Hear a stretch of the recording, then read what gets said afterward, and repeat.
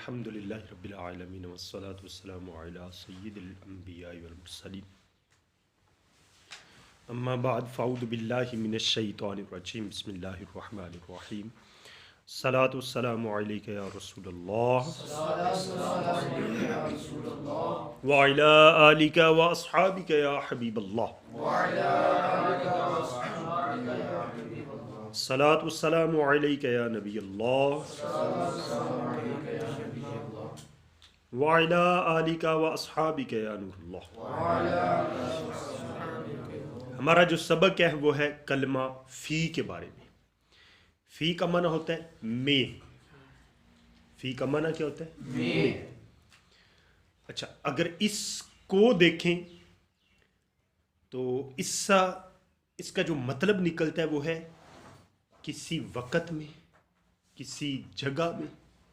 ٹھیک ہے جی، یعنی فی کا اگر معنی کے اعتبار سے دیکھیں تو پتہ چل جاتا ہے کہ یہ آتا ہے ظرف کے لیے۔ کس کے لیے؟ ظرف کے لیے۔ وہ ظرف زمان ہو، ظرف مکان ہو۔ سمجھ گئے جی؟ تو فرماتے ہیں فصل کلمۃ فی، یہ ایک فصل ہے کلمہ فی کے بارے میں، للظرفی، یہ اس کا اپنا اصل معنی بیان کرنے لگے ہیں۔ سب سے پہلے جو حقیقی معنی ہوتا ہے وہ بیان کرتے ہیں، اور فرما رہے ہیں کہ اس کا حقیقی معنی ہے کہ یہ ظرف کے لیے آتا ہے۔ کس کے لیے آتا ہے؟ ظرف کے لیے آتا ہے۔ وَبِاعْتِبَارِ هَذَا الْأَصْلِ، اس اصل کا اعتبار کرتے ہوئے، یعنی یہ جو حقیقی معنی ہے اس اصل حقیقی معنی کا اعتبار کرتے ہوئے، قال اصحابنا، ہمارے اصحاب یہ فرماتے ہیں، اذا قال، جب کوئی شخص یہ کہے نا، جب کوئی شخص یہ کہے غصبت ثوبا فی مندیل، میں نے کپڑا غصب کیا رومال میں۔ کپڑا غصب کیا رومال میں، یا یوں کر لیں، یا یوں بھی ہو سکتا ہے جیسے وہ ایک کپڑوں کی گٹھلی ہوتی ہے، پوٹھلی، وہ جس طرح وہ اس کو، اس میں سارے کپڑے رکھے ہوتے ہیں اور اس کو باندھ دیا جاتا ہے، تو وہ جیسے کہا جاتا ہے کہ میں نے کپڑا غصب کیا اس رومال میں، اس سارے کپڑے کے اندر جتنے بھی ہیں وہ سارے غصب کیے۔ یا بعض دفعہ کوئی چیز ہوتی ہے کسی برتن میں، اب کوئی شخص یہ کہتا ہے کہ غصبت تمرن فی قوصرۃ، کہ میں نے کھجوریں غصب کی ایک ٹوکری میں، کھجوریں غصب کی ایک ٹوکری میں۔ اچھا، یہ جو فی کے بعد آ رہا ہے نا، مندیل یا قوصرہ، یہ جو ذکر ہے نا، یہ بھی اگر اس نے یہ کیا ہے تو اس کا مطلب ہے کہ اس نے کھجوریں بھی غصب کی ہیں اور ساتھ ٹوکری بھی غصب کی ہے، کپڑا بھی غصب کیا، ساتھ رومال بھی غصب کیا، تو لازمہ جمیعاً، یہ دونوں چیزیں اس کو لازم ہو جائیں گی، یہ دونوں چیزیں لازم ہو جائیں گی۔ بات سمجھیے کہ نہیں؟ تو اس مثال کے اندر جو فی داخل ہو رہا ہے، یہ فی داخل ہوا ہے ظرف کے معنی کے لیے، اپنے اصل اور حقیقی معنی کا فائدہ یہاں دے رہا ہے۔ ثم هذه الكلمة تستعمل فی الزمان والمکان والفعل۔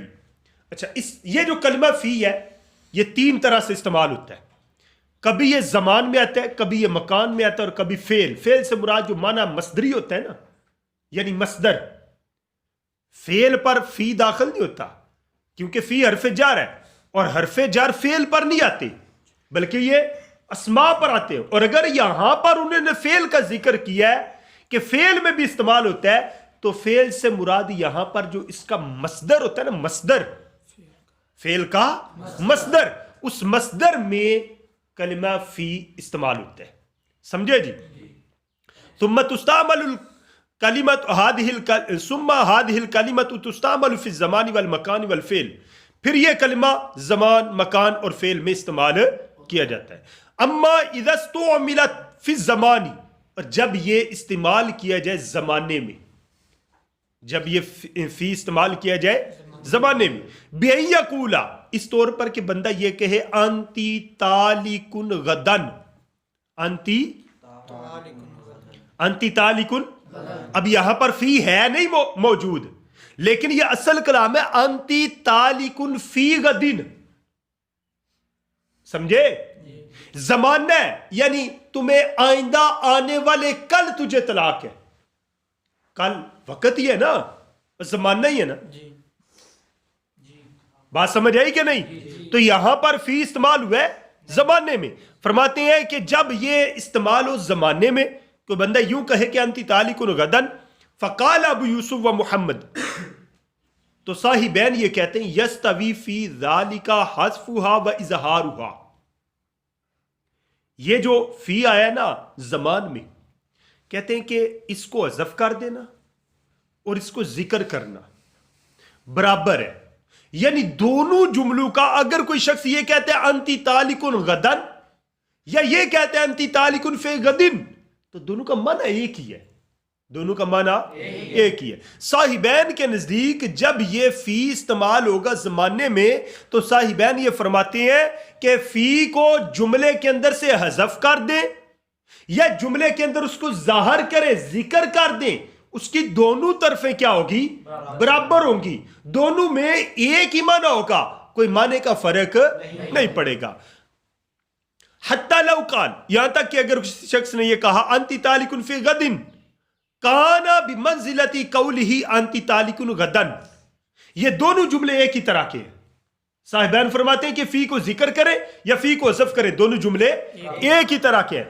یقع الطلاق کما طلع الفجر فی الصورتین جميعا، تو صاحبین فرماتے ہیں کہ طلاق جیسے ہی دوسرے دن، آگے والا دن، آج جملہ اس نے بولا، اب جب دوسرا دن آئے گا اور دوسرے دن کی فجر طلوع ہوگی، جیسے ہی فجر طلوع ہوگی اب فوراً طلاق واقع ہو جائے گی، فوراً طلاق واقع ہو جائے گی. دونوں صورتوں میں، کون سی دونوں صورتیں ہیں؟ فی کو حذف کرنا یا فی کو ذکر کرنا. دونوں صورتوں میں صاحبین کے نزدیک ایک ہی حکم ہے کہ جیسے ہی دوسرے دن کی فجر طلوع ہوگی عورت پر طلاق واقع ہو جائے گی. وذهب ابو حنیفہ رحمہ اللہ تعالی، اور امام اعظم ابو حنیفہ کا کیا مذہب ہے؟ وہ اس طرف گئے الی انہا، اس طرف گئے کہ اذا حذفت، جب اسے حذف کر دیا جائے، جب اسے کس کو؟ فی کو حذف کر دیا جائے، یقع الطلاق کما طلع الفجر، تو ان کے نزدیک وہی موقف ہے کہ دوسرے دن جیسے ہی فجر طلوع ہوگی طلاق پڑ جائے گی.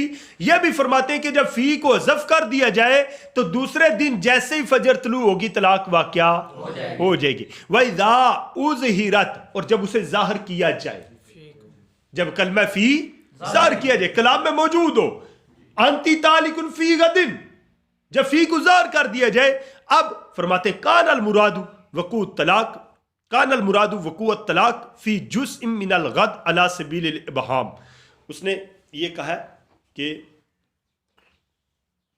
کل میں انتی طالقن فی غدن، تمہیں تو طلاق والی ہے کل میں. اب کل ہے نا، جو غد کا اطلاق ہوتا ہے نا پورے دن پر، اس دن میں سے کسی ایک حصے میں پڑ سکتی ہے، کوئی ضروری نہیں کہ فجر طلوع ہو تو پڑے، غد کے آخری حصے میں جا کر بھی اس کو طلاق پڑ سکتی ہے، کیونکہ اس نے مبہم رکھا ہے نا، کوئی ایک وقت مقرر نہیں کیا. اس سے مراد فجر طلوع ہونے سے لے کر نا وہ جس پر غد کا اطلاق ہوتا ہے نا غروب شمس، وہ سارے دن کے اندر اس کی مراد تھی کہ اس دن میں سے کسی بھی وقت کے کسی بھی حصے کے اندر تجھے طلاق. بات سمجھے؟ تو فرماتے ہیں کہ جب اسے ظاہر کیا کیا تو طلاق کا وقوع ہوگا اگلے دن کسی بھی حصے میں، دن کے کسی بھی حصے میں، کسی بھی وقت میں طلاق کا وقوع ہو جائے گا علی سبیل الابہام. یہ مبہم کے طریقے پر ہوگا، ابہام کے طریقے پر، کیونکہ اس نے پورے دن میں سے کوئی وقت مقرر نہیں کیا، نہیں نہ کیا. اس کی مراد تھی کہ کل جب آئے، کل دن میں، کل دن میں تجھے طلاق. بھائی کون سے دن میں؟ اگر تو اس کی نیت ہے کہ جیسے طلوع فجر ہو تو پھر تو اس کی نیت پر عمل کر لیں گے، لیکن اگر کوئی نیت نہیں نا تو کل کسی بھی وقت میں اس کو طلاق پڑ سکتی ہے. سمجھے؟ کیونکہ اس نے طلاق کل ڈال تو رہا ہے، لیکن اس کل کون سے وقت میں ڈال رہا ہے، اس وقت کو مبہم رکھا ہے. سمجھ گئے جی؟ ظاہر واضح نہیں کیا. اس لیے فرماتے ہیں طلاق کا وقوع ہو جائے گا اگلے دن کے کسی بھی جزء میں علی سبیل الابہام، ابہام کے طریقے پر، مبہم، پوشیدگی، یہ واضح نہیں ہے، چھپے ہوئے ہونے کے طریقے پر اس کو طلاق واقع ہو جائے گی. فلولا وجود النیت، اور اگر نیت کا وجود نہ ہو، اگر نیت وجود نہیں ہے، نیت اس نے کی کوئی نہیں، اگر تو نیت کرتا نا کہ کل جب غروب شمس ہو تو اس وقت، تو پھر اس کی نیت کے مطابق طلاق پڑے گی. اور اگر نیت کا وجود نہ ہو یا کہ طلاق بھی اول الجزء، تو جیسے ہی دن کا پہلا حصہ آئے گا نا، دن کا پہلا حصہ آئے گا، اول جز میں طلاق واقع ہو جائے گی. کیوں؟ کیونکہ اول جز میں طلاق اس وجہ سے پڑے گی کہ اس وقت کے مزاحم، اس کے مد مقابل میں کوئی دوسرا وقت اس وقت نہیں ہے، اس لیے اسی وقت اس کو طلاق پڑ جائے گی. لعدم المزاحم لہو، کیونکہ اس وقت پہلے جز کے وقت میں کوئی دوسرا جز، دوسرا وقت اس کے مزاحم میں، اس کے مد مقابل نہیں ہے، اس وجہ سے اس کو فوراً طلاق پڑ جائے گی. ولو نوا آخر النہار، اور اگر اس نے دن کے آخری حصے میں نیت کی کہ دن کے آخر میں اس کو طلاق پڑے، تو فرماتے ہیں کہ صحت نیتہ، اس کی نیت درست ہو جائے گی، اس کی نیت درست ہوگی. ومثال ذالک فی قول الرجل، اور اس کی ایک اور مثال دے رہے ہیں، ایک بندے نے کہا ان سمتی شہرا، ان سمتی شہرا فانتی قضا، اگر تو نے مہینہ روزہ رکھا تو تجھے طلاق ہے. یہاں فی حذف ہے، ٹھیک ہے. اس کا مطلب ہوگا فإنہ یقع علی صوم الشہر، اس کا مطلب ہوگا کہ عورت پورے مہینے کے روزے رکھے تو پھر طلاق ہے، کیونکہ اس نے کہا تھا کہ ان سمتی شہرا، اگر تو نے مہینہ روزے رکھے، فی ذکر نہیں ہے، ٹھیک ہے جی. تو یہاں اگر ایسا کیا ہے تو پھر تو طلاق جو ہے پورے مہینے کے روزے رکھنے پر واقع ہوگی، طلاق پورے مہینے کے روزے رکھنے پر واقع ہوگی. فرماتے فإنہ یقع علی صوم الشہر، پورے مہینے پر واقع ہوگی. ولو قال، اور اگر یہ کہا ان سمتی فی الشہر، فی الشہر، اگر مہینے میں روزہ رکھا، پیچھے تھا مہینے کا روزہ رکھا تو پورے مہینے کے، اگر اس نے کہا مہینے میں روزہ رکھا تو مہینے میں ایک بھی روزہ رکھا طلاق پڑ جائے گی. سمجھ گئے جی؟ تو اگر اس نے یہ کہا ان سمتی فی الشہر فانتی قضا یقع ذلک علی الامساک ساعۃ فی الشہر، تو مہینے میں ایک گھڑی بار بھی کسی وقت رک جاتا ہے نا روزے کی نیت سے، تو فوراً طلاق پڑ جائے گی. وہ عورت ایک گھڑی بار بھی روزے کی نیت کر کے وہ مہینے میں رک جاتی ہے، روزہ رکھ لیتی ہے، تو طلاق پڑ جائے گی. یہ ہمارا سبق ہے. اللہ پاک ہمیں اس سبق کو اچھے طریقے سے یاد کرنے کی توفیق عطا فرمائے. صلو علی الحبیب صلی اللہ تعالی